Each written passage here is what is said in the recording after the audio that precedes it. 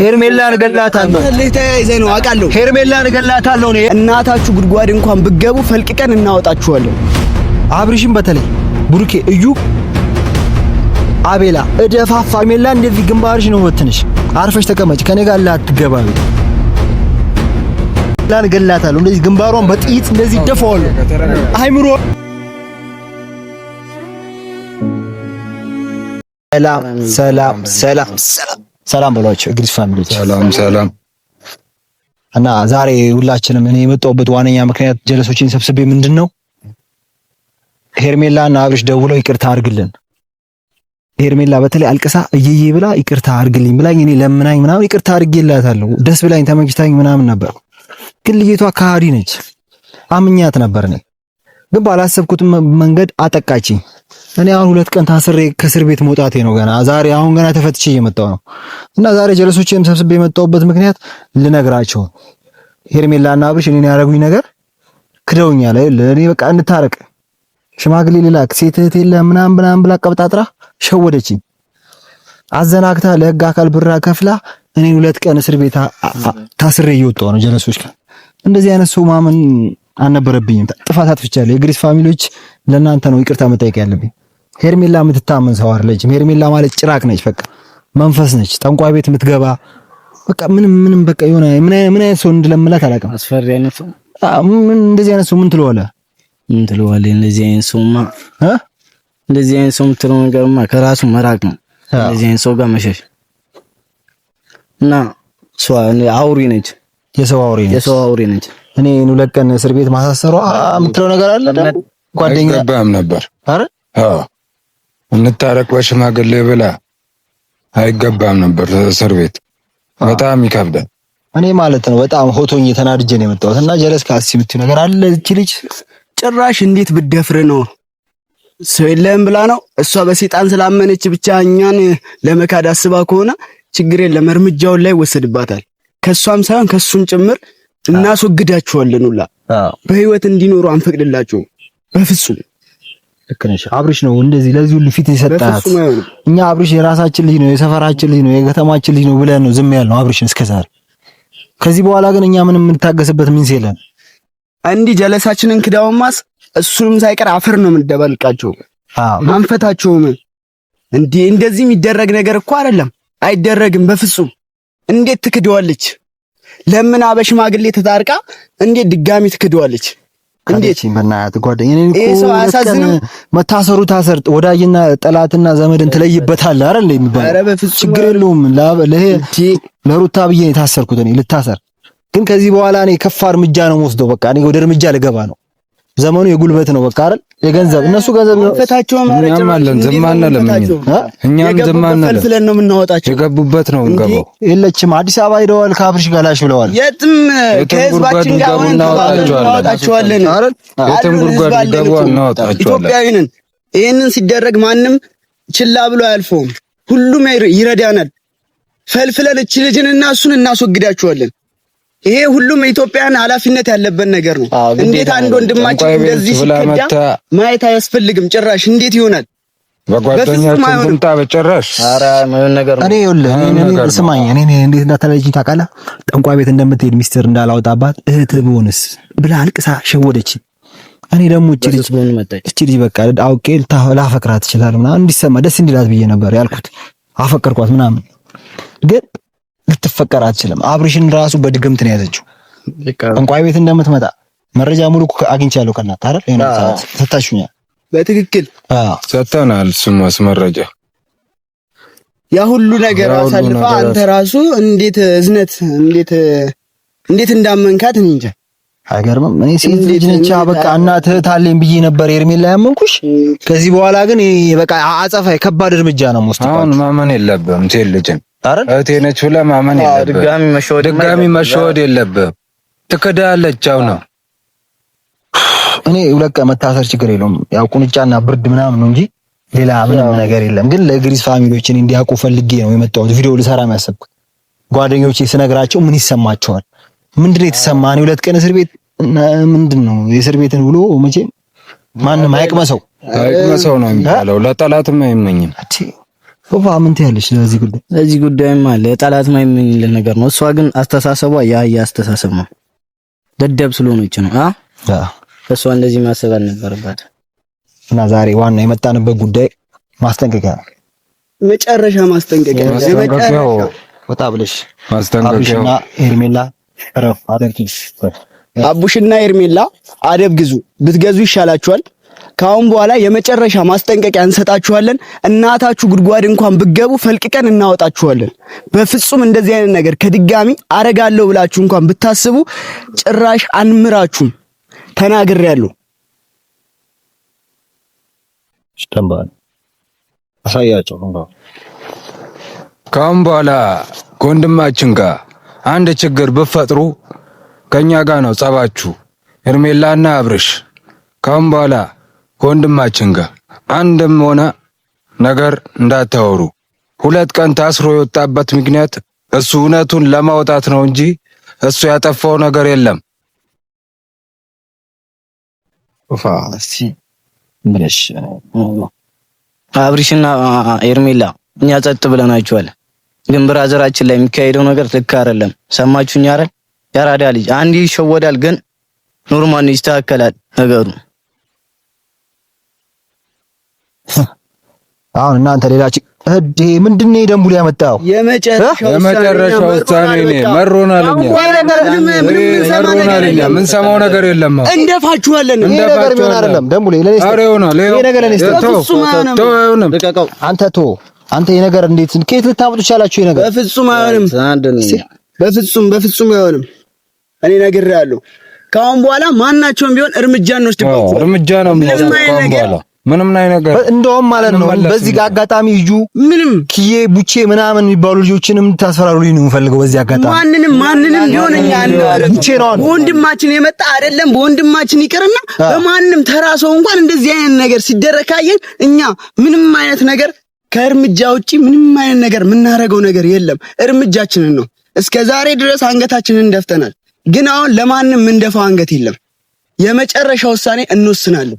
እነሱ ገንዘብ ስላላቸው እኛ ላይ እንደዚህ አይነት ነገር ማድረግ ተገቢ አይደለም። እኛ ትንንሽ ዩቲዩበሮች እንድናርግ ማይፈልጉበት ምክንያት ምንድነው?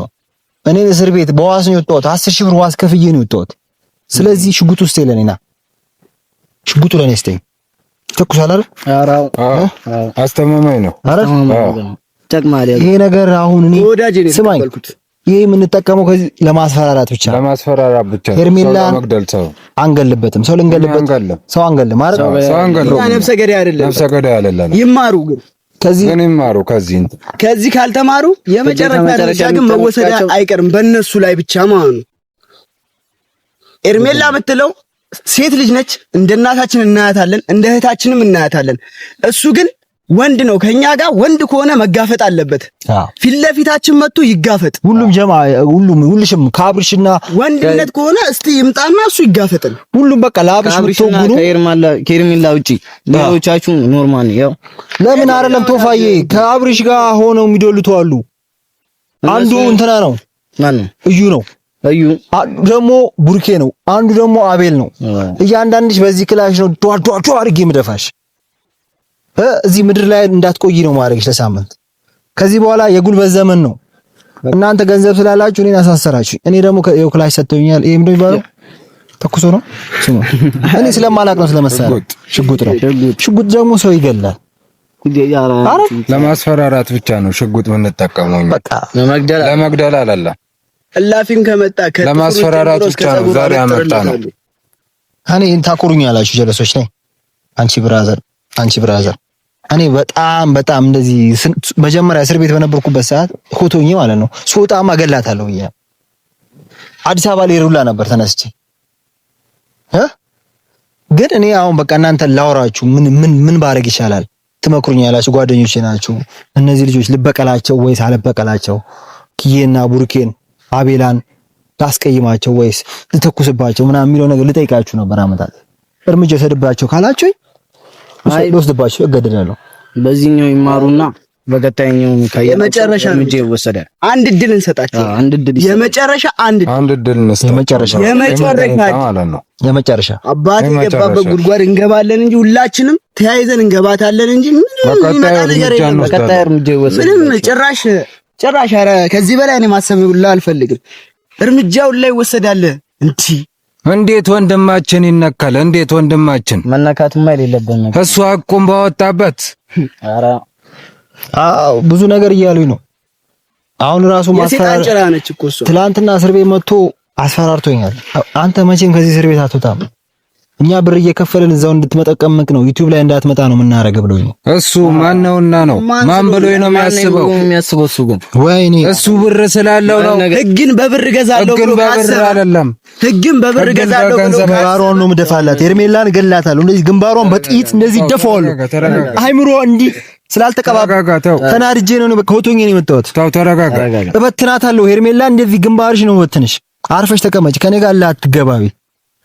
አብርሽም በተለይ ቡርኬ፣ እዩ፣ አቤላ እደፋፋችኋለሁ። በቃ አርፋችሁ ተቀመጡ። ተናድጃለሁ። በእናትህ እኔ ሰበብ እንዳይሆንብኝ የሽጉጥ ማለት ነው እኔ ጋር መሆን የለበትም። ከነሱ ጋር ሌላም ሰው አለ ነው። ብዙ አሉ። አራት ናቸው። ልንገርህ ስሙ አንዱ ቡርኬ ነው፣ አንዱ አቤል ነው፣ አንዱ እዩ ነው፣ አንዱ ኪዬ ነው፣ አንዱ ቡቼ ነው። ገብቷችኋል? ብዙ ናቸው ወንድሜ። እኔ ይሄ ላንተ በእጅ አልሰጥም፣ እኔው ጋር ይቆያል። የመጨረሻ ግን ውሳኔ እኔ ወስንባቸዋለሁ። መስዋዕት ከፍልልሃለሁ ላንተ። አይደለም እኔ ጋር ይቀመጥ ይሄ ነገር በፍጹም ምን አይደለም። እኔ ምንም ጎዳቸው አልተኩስባቸው። ለኔ አላፍትናውን ስጠኝ። ካልተኮሰ ልቀቅለት። እኔ ጋር ችግር የለውም። እኛ ለነሱ እኮ አናንስም። ምክንያቱም ይሄ ነገር ይዤ መንቀሳቀስ ስላለብኝ ይሄ ነገር ካዩ ሊያከብሩኝ ይችላሉ፣ ሊፈሩኝ ይችላሉ አይደል? አዎ ክብር ሊኖራቸው ይችላል። እንደዛ ያዙ አይደል? ይሄን ብለን ያመጣ ነው እኛ እልህ ውስጥ ገባ ሳይሆን ሊወስዱ ከሞከሩ ማናቸውም ላይ እርምጃ ድርስ፣ እኛ እንወጣዋለን።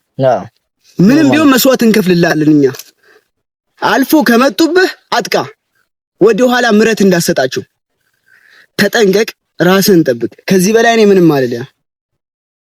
እርሻለሁ። ይሄ ነገር ማለት ነው።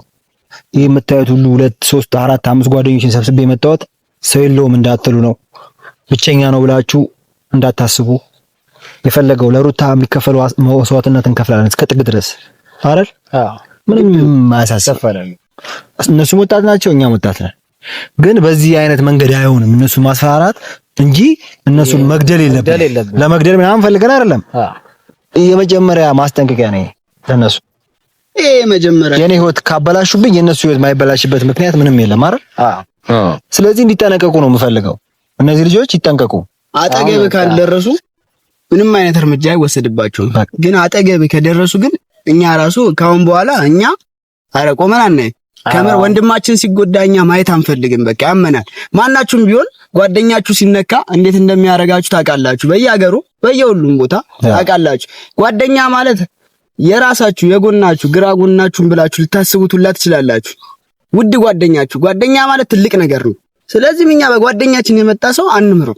ጭራሽ እንዲህ የተሳሳተ እርምጃ አይደለም ይቅርና እንዲህ ዘለላ እንትን ብጭራ እንኳን ባይበት ከዛሬው ጀምሮ እኔ በቃ ተናግሬያለሁ። አሁን የመጨረሻ እርምጃ ነው።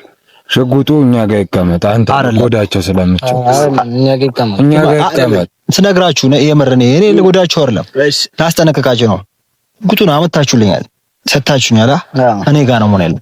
አይ አይደለም እኛ ጋር ራሴን ልጠብቅ ስለሆነ ነው። አይደለም እኔ ጋር ነው መሆን ያለበት። አይደለም እኛ ጋር ነው መሆን ያለበት። እኛ ጋር ይቀመጥ ስታቸው ልጎዳቸው ትችላለህ።